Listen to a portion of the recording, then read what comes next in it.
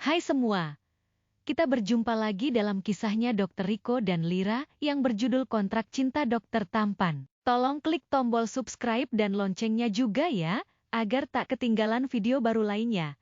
Terima kasih. Selamat menyimak. Serius, kalau Wina marah, gimana? Serius, kalau Wina marah, gimana? Lira naik di belakang punggung Riko sambil berpegangan kuat.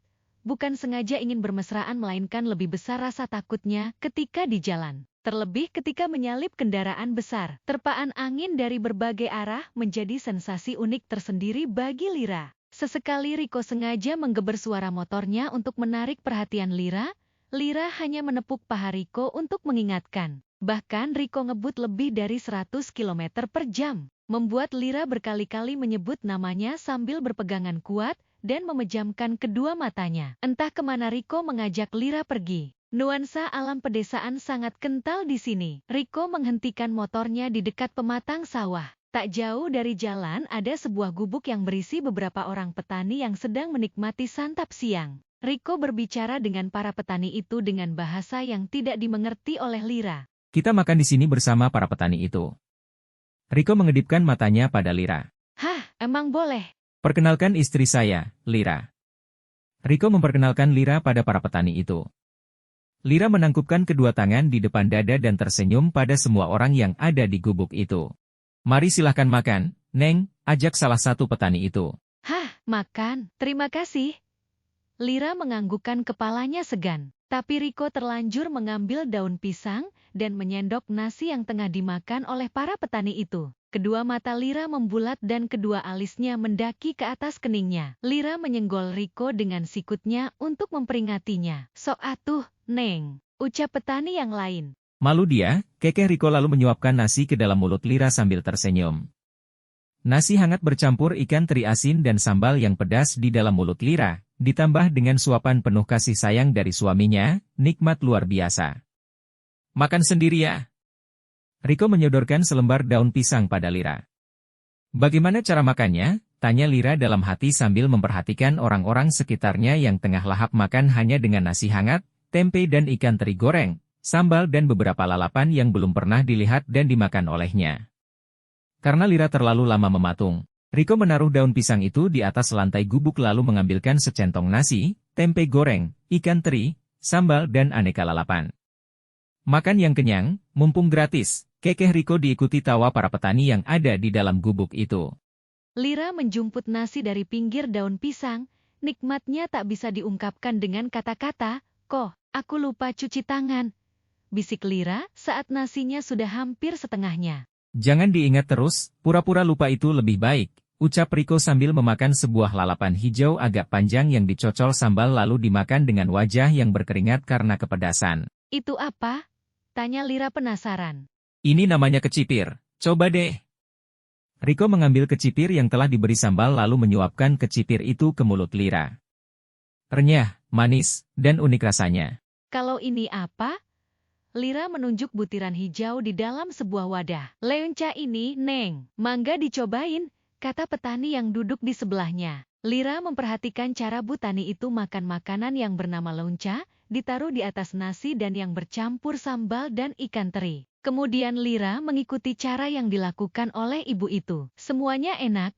Lira sangat puas makan makanan sederhana di tempat sederhana ini. Makan makanan sederhana ini mengilhami Lira untuk membuat resto pinggir sawah yang menyajikan makanan pedesaan. Mungkin menjadi alternatif bagi para orang kota yang ingin menikmati sensasi makanan kampung.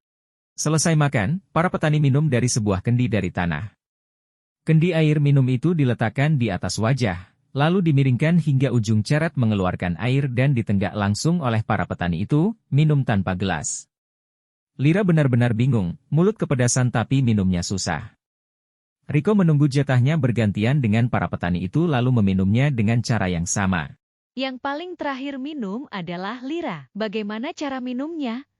Tanya Lira yang dijawab dengan gelak tawa orang yang ada di sekitarnya. Gini aja. Riko merapatkan kedua tangannya hingga terbuka dan membentuk cekungan. Lira menirukan apa yang dilakukan oleh Riko lalu Riko menuangkan air ceret itu ke telapak tangan Lira. Lira sedikit demi sedikit menimumnya. Rasa pedas membuat lidahnya terbakar, kini mulai adem dengan guyuran air ceret yang dingin sedingin air kulkas. Setelah kenyang, Riko kembali bercakap-cakap dengan para petani itu dengan bahasa yang tidak dimengerti oleh Lira. Tak lama kemudian mereka berpamitan. Lira menyelipkan selembar uang merah pada ibu petani yang tadi makan bersamanya. Gak usah, Neng. Tolak ibu itu. Gak apa-apa. Bu, saya berterima kasih sekali sudah diperbolehkan ikut makan bersama di sini. Makanannya enak sekali, kata Lira. Halah, gak apa-apa, Neng. Yang penting Eneng sehat terus, jawab Pak Tani yang lain. Terima aja, Bu. Biar istri saya senang, tutur Riko santun. Tapi si Eneng ngasihnya kebanyakan itu, kan cuma makan begituan doang. Dia ikhlas kok, terima aja, Bu. Akhirnya ibu itu menerima dengan melengkungkan bibirnya penuh bahagia dan melambaikan tangan ketika Riko dan Lira meninggalkan gubuk tersebut. Riko berjalan lebih pelan dari sebelumnya. Lira menyempatkan waktu untuk bertanya, "Kok, tadi kamu bilang apa waktu mau minta makanan sama petani itu? Kok, tadi kamu bilang apa waktu mau minta makanan sama petani itu? Bilang lapar, mau numpang ikutan makan. Ternyata boleh. Sebelumnya sudah pernah kenal dengan mereka? Belum. Baru kali ini bertemu. Mereka baik banget ya. Begitulah orang kampung. Solidaritasnya tinggi. Semoga orang baik seperti mereka selalu diberi keberkahan ya. Amin. Kapan-kapan kita mampir ke sana lagi ya." Riko tertawa geli. Ketagihan, iya. Langit hampir gelap ketika mereka sampai di rumah. Lira dengan penuh semangat mempersiapkan acara untuk esok hari. Lira memperlihatkan pakaian yang telah dipesan untuk acara besok pada Riko. Jas untukku bagus, tapi aku rasa kamu tak pantas mengenakan pakaian itu besok. Lira melongo, matanya bolak-balik beralih dari gaun indah berwarna biru muda dan suaminya. "Gaun ini kurang bagus ya?" tanya Lira kecewa. Lira melongo, matanya bolak-balik beralih dari gaun indah berwarna biru muda dan suaminya. "Gaun ini kurang bagus ya?" tanya Lira kecewa. Mulut Lira membulat, "Jadi sebaiknya aku pakai baju yang mana?" Setelah jas juga, ada? Samakan dengan yang aku pakai. Lira membuka lemarinya lalu menyibak isinya satu persatu. "Yang ini, bagus ga? Coba pakai, setelah dipakai baru bisa kita nilai." Lira membawa pakaiannya ke kamar mandi lalu berganti pakaian di dalam dan kembali dengan jas yang baru dikeluarkan dari lemarinya. Bagus. Bisa dipakai untuk besok.